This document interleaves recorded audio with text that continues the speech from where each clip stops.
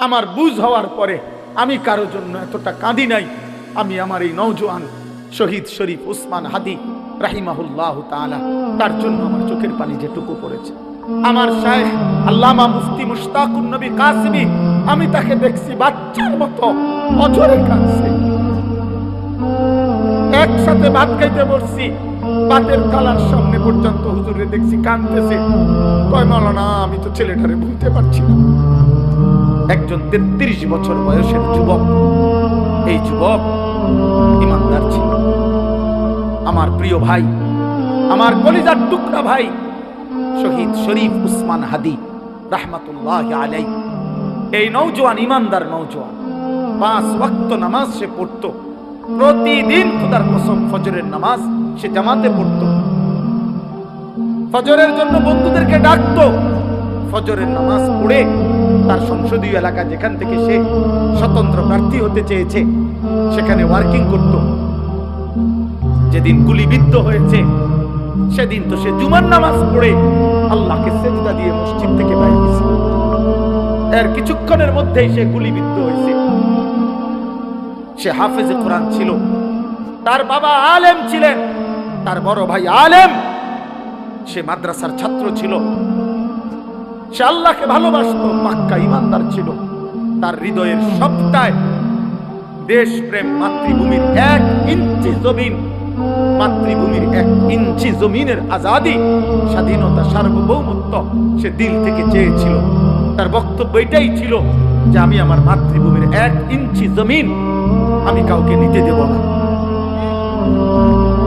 নিতে দেব না। এক যুবক আল্লাহকেও রাজি করেছে, মাতৃভূমির প্রতি ভালোবাসা দেখাইছে। ঈমান এবং দেশপ্রেম, এই 2 জিনিস তার মধ্যে একত্র হওয়াতে, তোমরা ভাই বলো, একটা ছেলে বলো, তোমরাও দেখছো আমরাও দেখছি, গোটা বাংলাদেশের লক্ষ লক্ষ আলেম, মুফতি, মুহাদ্দিস, পীর, বুজুর্গ, আউলিয়া, ইমাম, খতিব, মুয়াজ্জিন, তালেবে ইলম, হাফেজে কোরআন, বুড়া মানুষ, জওয়ান মানুষ, বাচ্চা মানুষ, আরে বাবা, এই জাতির 18 কোটি মানুষ মনে হয় তার জন্য অঝরে চোখের পানি ফেলছে। আমি অসংখ্য আলেমের মুখে শুনছি, আমি নিজে বলছি, আমার বুঝ হওয়ার পরে আমি কারো জন্য এতটা কাঁদি নাই। আমি আমার এই নওজোয়ান শহীদ শরীফ উসমান হাদি রাহিমাহুল্লাহ তাআলা, তার জন্য আমার চোখের পানি যেটুকু পড়েছে। আমার শায়েখ আল্লামা মুফতি মুশতাকুন নবী কাসিমি, আমি তাকে দেখছি বাচ্চার মতো অঝরে কাঁদছে। একসাথে ভাত খাইতে বসছি, ভাতের থালার সামনে পর্যন্ত হুজুরে দেখছি কাঁদতেছে। কয় মাওলানা, আমি তো ছেলেটারে ভুলতে পারছি না। তাইলে বলো ভাই, এত মানুষের চোখের পানি ঝরছে একজন ইমানদার যুবকের জন্য, তোমরা দেখছো বাবা। অতএব তোমাদের কাছে বলি, বাপ, মরিলে এমন মরাই মইরো, বাঁচলে এমন বাঁচাই বাইছো। এই পৃথিবী তোমারে মনে রাখবে না রে আব্বা। এই নারী, ছবি, মোবাইল, অশ্লীল দৃশ্য, জিনা, ব্যভিচার, মদ, জুয়া, বন্ধুদের অসৎ আড্ডা, রাত্র দিন মোবাইলের আসক্তি, আর 1 ওয়াক্ত নামাজের সেজদা নাই, বেকাবার কসম, এই পৃথিবী তোমারে মনে রাখবে না। তোমারে মনে রাখবে। কোন নাফরমানকে পৃথিবী শ্রদ্ধা করে না। দুনিয়া তো নাফরমানও ভোগ করে, কিন্তু পৃথিবী তাকে সম্মান করে না। ফেরাউন, এই নাম, এই বেঈমান, সে তো পৃথিবী ভোগ করছে, সে তো বাদশা ছিল, কিন্তু আজকের পৃথিবীতে কোন মানুষ মুসলমান দূরে থাকবে না, কোন মানুষ কোন কুত্তার নামও রাখে না ফেরাউন। এই পৃথিবীর কোন কুত্তার নাম নাই, এই পৃথিবীর কোন কুত্তার নাম নাই নমরুদ, এই পৃথিবীর কোন কুত্তার নাম কেউ আবু জেহেল রাখে না, এই পৃথিবীর কোন কুত্তার নাম কেউ আবু লাহাব রাখে না। কিন্তু 1450 বছর আগে এক গোলাম, কৃতদাস, হাবশি গোলাম, নিগ্রু, কালো গোলাম, সে আল্লাহকে রাজি করেছে, নবী সাল্লাল্লাহু আলাইহি সাল্লামের ভালোবাসা মুখে নিয়ে কবরে গেছে। আজকে 1450 বছর পরেও পৃথিবীর লক্ষ কোটি ইমানদারের সন্তানের নাম বেলাল। বেলালের কোনো আঞ্চলিকতা নাই, বেলালের কোনো সীমানা নাই, বেলাল সারা পৃথিবী আবু বকর সারা পৃথিবীর, ওমর সারা পৃথিবীর।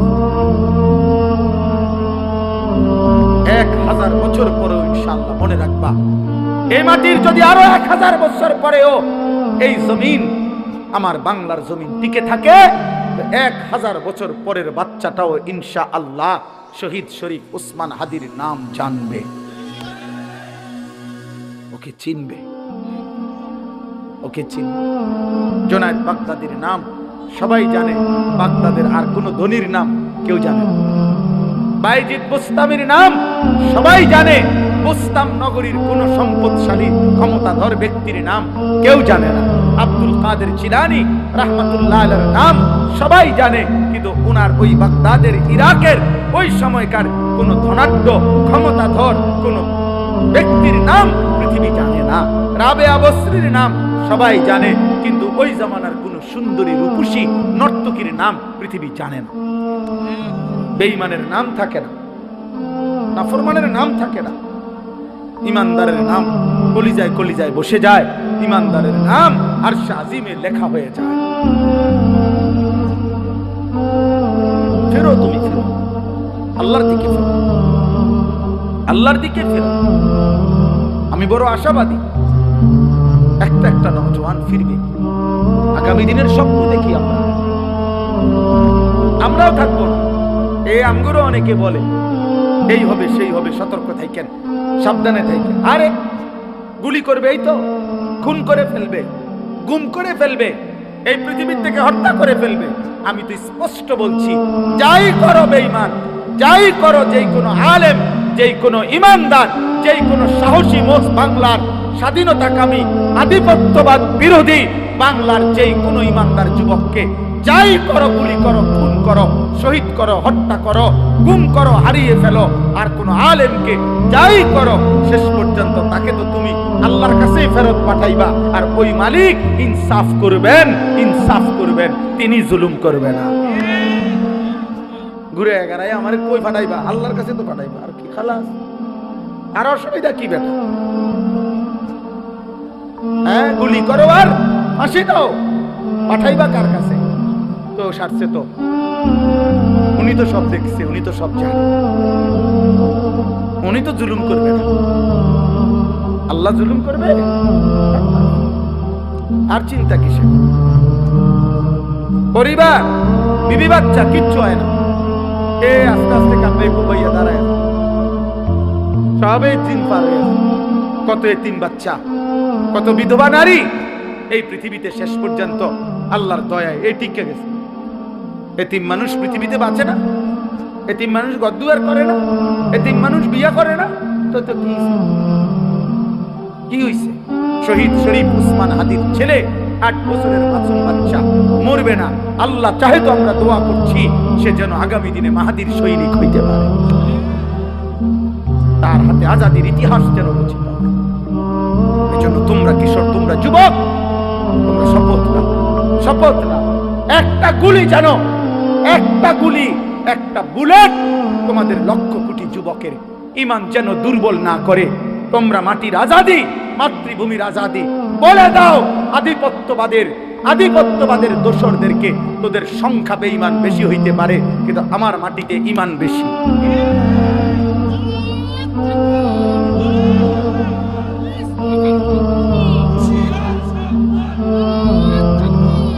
আমাদের জমিনে ঈমান বেশি, ইনশাআল্লাহ, ইনশাআল্লাহ। আমরা খুন দেব, আজাদি দেব। 1 ইঞ্চি মাতৃভূমির জমিন কেউ নিতে পারবে না, ইনশাআল্লাহ। যে পরিমাণ যুবক দরকার রবের ইশারায় তুমি জানবাও না, ইমানদার যুবক ঠিকই আছে, ছিল, থাকবো ইনশাআল্লাহ। এমন অনেক ছেলে আছো, শোনো মিয়া, আমার কথা শোনো। নবী তো সেদিন আবু বকরকেও দাওয়াত দিছে, আবু জেহেলকেও দাওয়াত দিছে, ওমরকেও দাওয়াত দিছে, আবু লাহাবকেও দাওয়াত দিছে, দিছে না? কথা বলে না তো? আল্লাহর পাক যেন বন্ধুকে বলছে, বন্ধু দাওয়াত আমনে সবাইরে দেন, লোক নিমু আমি। লোক নেব কে? আমি লোক নেব। কারে কারে লাগবে ইসলাম বিজয়ের জন্য সেটা আমি নেব, আমনে কইতে থাক, আমনে কোন? তো আল্লাহ পাকের নবী দাওয়াত তো দিছে সবাইকে, আর শাজিমের মালিক বলছে আবু বকরকে নিলাম, আবু জাহেলকে নিলাম, ওমরকে নিলাম, আবু লাহাবকে নিলাম না, ওসমানকে নিলাম, উতবাকে নিলাম না, আলীকে নিলাম, শাইবাকে নিলাম না। আল্লাহ বলেন বন্ধু চারোটাই কুরাইশ বংশের। আবু বকর কুরাইশ, আবু জাহেলও কুরাইশ, আবু লাহাবও কুরাইশ, ওমরও কুরাইশ। আল্লাহ বলেন আমার মন চাইছে এই দুইজন নিলাম, আমার মন চায় ওই দুইজন নিলাম না। এজন্য ঈমানের বিজয় হবে, মাহদী আসবে, কালেমার বিজয় হবে, দাজ্জালের পতন হবে, ইহুদিদের পতন হবে, ইসলামের পতাকা উড়বে, পৃথিবীময় ইসলামের খেলাফত প্রতিষ্ঠিত হবে। খোদার কসম, এ তোমার নবীর কথা, এ আমার নবীর কথা, এ কায়নাতের নবীর কথা, এ রাহমাতুল লিল আলামিনের কথা। তিনি বলছেন যদি ইসরাফিল ফু দিতে আর একদিনও বাকি থাকে তবুও উম্মত মনে রাখো আমি রসুল বলে গেলাম, মাহদী আসবে, দাজ্জাল প্রকাশ পাবে, মাহদী তাকে হত্যা করবে আর কালেমার পতাকা পৃথিবীময় উড়বে। আমার নবী সাল্লাল্লাহু আলাইহি সাল্লামের কথা মিথ্যা হবে? সত্য হবে? হবেই হবে। হয়তো তুমি কামে লাগলা না, ইসলামের বিজয় হবে যেদিন, হয়তো তুমি সেদিনও বেড়িস, তুমি নর্তকী দেখবার, তোমার মতো আকামলারে নিল না আর কি, তোমার মতো চরিত্রহীনরে নিল না আর কি, তোমার মতো নারী লুভিরে নিল না আর কি, তোমার মতো নেশাখোর জুয়াখোররে নিল না আর কি। তো কি সে আবু জাহেল ছাড়া ইসলাম বিজয় হয় না, আবু লাহাব ছাড়া ইসলাম বিজয় হয় নাই। তো তোমার ছাড়া হইতো না, আমার ছাড়া হবে না? হবে ইনশাআল্লাহ, হবে ইনশাআল্লাহ। এই জন্য বাপ এটা বুঝতে শিখো। আল্লাহ বলেন আহাসিবান নাসু আন ইউতরাকু আন ইয়াকুলু আমান্না ওয়া হুম লা ইফতানুন। আল্লাহ বলে বান্দা তুমি শুধু মুখে বলবা আমি মুসলমান, আমি মুমিন, আর আমি তোমাকে কোনো পরীক্ষা না নিয়ে এমনিতেই ছেড়ে দেব, জান্নাত দিয়ে দেব, হবে না, হবে না, দেব না। ওয়ালাকাদ ফাতান্নাল্লাযীনা মিন ক্বাবলিহিম, আল্লাহ বলে সকল যুগে যারাই নিজেকে মুমিন বলেছে আমি তাদের পরীক্ষা নিয়েছি। ফালা ইয়ালামান্নাল্লাহুল্লাযীনা সাদাকু ওয়ালা ইয়ালামান্নাল কাযিবিন, আমি পরীক্ষা নিয়েই জেনে নিয়েছি ঈমানের দাবিতে সত্যবাদীকে মিথ্যাবাদীকে। অতএব আমরা যারা এখানে আছি আমরা নিজেকে মুসলমান বলি তো, বলে না ভাই? অতএব খোদার কসম জওয়ান বুড়া, নারী পুরুষ, ছোট বড়, আলেম পাবলিক, হুজুর মুসল্লি সবাই পরীক্ষা দিতে হবে। কার কাছে কি দিতে হবে? এই পরীক্ষা কি? পরীক্ষা হলো এই তামাম জিন্দেগির আমল, এটাই পরীক্ষা। প্রতিটা নামাজের ওয়াক্ত পরীক্ষা, আল্লাহ দেখতে চায় সেজদা দেও না নাফরমানি। প্রতি বছর পরীক্ষা, যাকাত দিচ্ছ না দিচ্ছ। প্রতি রমজান পরীক্ষা, রোজা রাখছো না রাখছো।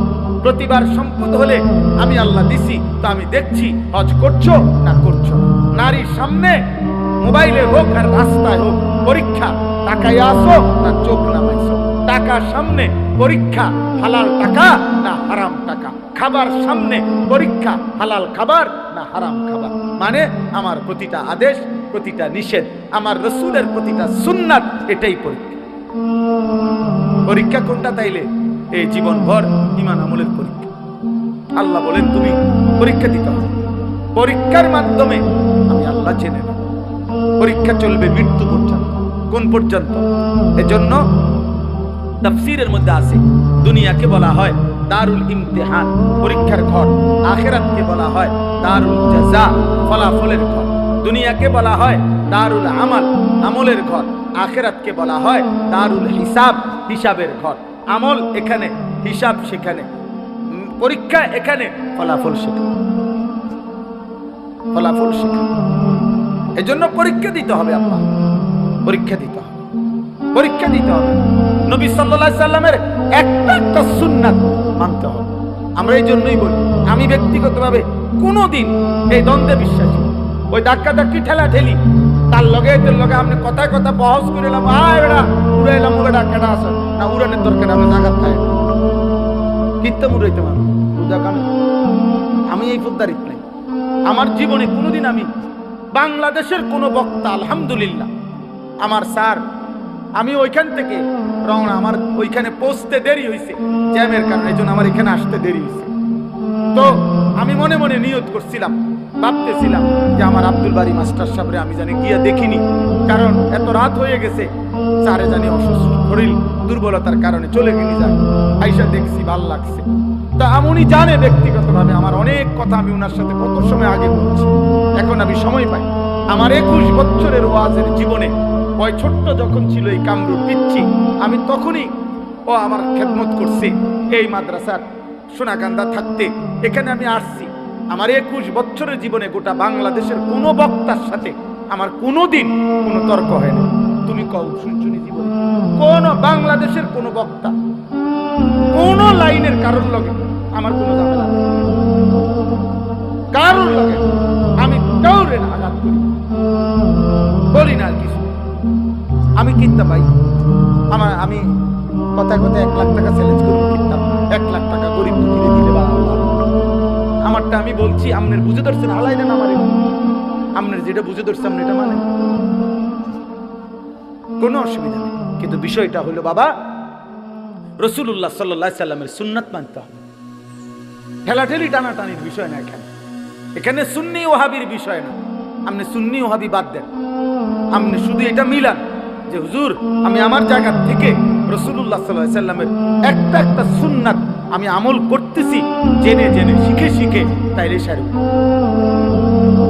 আপনি নিজের লোক এটা বুঝ করে নেন। আপনার খাবার সুন্নত, বসার সুন্নত, শোয়ার সুন্নত, মিসওয়াকের সুন্নত, দস্তরখানের সুন্নত, রাতের সুন্নত, দিনের সুন্নত, ওযু, গোসল, পাক না পাক, হালাল হারাম আপনি মেনে চলতেছেন কিনা আপনি এটা বুঝ করেন, এটা মিলান, তাইলে চলবে। আল্লাহ আমাদেরকে তৌফিক দান করেন। তাহলে আমাদেরকে কি দিতে হবে বলেন না? পরীক্ষা চলছে। এবার শেষ কথা হলো আল্লাহ বলেন আম হাসিবাল্লাযীনা ইয়ামালুনা সাইয়্যাতি আন ইয়াসবিকুনা সাআ মা ইয়াহকুমুন। ভয়ঙ্কর কথা আল্লাহ বলছে, বান্দা তোমরা যারা যারা গুনাহ করছো, পাপ করছো, তোমরা যদি ভেবে থাকো, তোমরা যদি মনে করে থাকো পাপী যে আমি আল্লাহকে ডিঙ্গাইলে আমারে আড়াল করে ফেলবা, আমাকে ডিঙ্গাইয়া পার পাইয়া যাইবা, সাআ মা ইয়াহকুমুন, এটা তোমাদের বড় নিকৃষ্ট মন্দ ভুল সিদ্ধান্ত। তুমি বোকামি করছো। যদি তুমি যদি মনে করে থাকো যে পুলিশের ফাঁকি দিয়া লাইছি, র্যাব টের পাইছে না, বিজিবি টের পাইছে না, মেম্বরে কইতারে না, চেয়ারম্যানে জানে না, আমার আব্বাই জানে না, আমার মায়ে জানে না, আমার বউয়ে টের পাইছে না, আমার জিফুতে টের পাইছে না, আমগো গ্রামের কেউ টের পাইছে না। খোদার কসম আল্লাহ বলেন এদের সাথে তুমি আমারে আন্দাজ করো না যে এতজনকে ফাঁকি দিছি আর কিটা আর কেডা। আল্লাহ বলে আর কেডা বুঝো নাই আমি আছি না, আমারে ফাঁকি দিবা কেমনে, আমাকে ফাঁকি দিবা কেমনে? অতএব আল্লাহকে ফাঁকি দেওয়া যায়, আল্লাহকে ফাঁকি দেওয়া যায়। সর্বশেষ কথা হলো পঞ্চম আয়াত, মান কানা ইয়ারজু লিকা আল্লাহ ফাইন্না আজালাল্লাহি লাআতিন ওয়া হুয়াস সামিউল আলিম। ওহ মাওলা, আল্লাহ তো সুন্দর করে বলছে বান্দা, অতএব যারা জীবনভর ঈমান, ইবাদত, আমল, সেজদা, তাহাজ্জুদ, গুনাহ থেকে বেঁচে থেকে চুরি, ডাকাতি, জিনা, ব্যভিচার, মদ, জুয়া, সুদ, ঘুষ এগুলা ছেড়ে দিয়ে আমার বন্দেগী করে করে এই আশা করে বসে আছো যে আমি আল্লাহর সাক্ষাৎ পাইবা, জান্নাত পাইবা, এই আশায় আশায় যারা জীবনভর নেক আমল করে যাচ্ছ, আমি আল্লাহ ওয়াদা দিলাম আমি একজন ফেরেশতা পাঠাবো, মৃত্যুর ফেরেশতা মালাকুল মউত আজরাইল, সে তোমাকে নিয়ে আসবে আমার কাছে, আর আসলেই আমি জান্নাতের নিয়ামত তোমারে দিয়ে দেব। ফাইন্না আজালাল্লাহি লাআতিন ওয়া হুয়াস সামিউল আলিম। অতএব তোমরা যে যাই করছো আমি শুনতেছি, আমি জানি, ভালোটাও শুনি মন্দটাও শুনি, ভালোটাও জানি মন্দটাও জানি। অতএব সিদ্ধান্ত নাও যে তুমি কি করবে। আমি আল্লাহ স্পষ্ট বলবো। আল্লাহ আমাদের সবাইকে ঈমান আমলের তৌফিক দান করেন। বলেন ইনশাআল্লাহ, বলেন আমিন। আল্লাহ তাআলা এই মাহফিল কবরবাসীদের রূহের মাগফিরাত, জীবিতদের জীবন পরিবর্তনের মাধ্যম হিসাবে কবুল করেন। আমি আমার গাড়িতে একটা বই আছে, সাদা গাড়িতে রাসূলুল্লাহ সাল্লাল্লাহু আলাইহি ওয়াসাল্লামের জীবনের সমস্ত সুন্নাত, একেবারে জিন্দেগীর যত সুন্নাত নবীজির জীবনের ছোট বড় প্রায় 600 পৃষ্ঠা ব্যাপী, বাংলা ভাষায় এর চাইতে বড় পূর্ণাঙ্গ নবীজির সুন্নাতের উপরে আর কিতাব নেই। আছে আরো ছোট ছোট, কিন্তু এই কিতাবটা অনেক সুন্দর। আমি ঢাকা গাজীপুর বাংলাদেশের একজন অন্যতম শ্রেষ্ঠ বুজুর্গ অধ্যক্ষ মিজানুর রহমান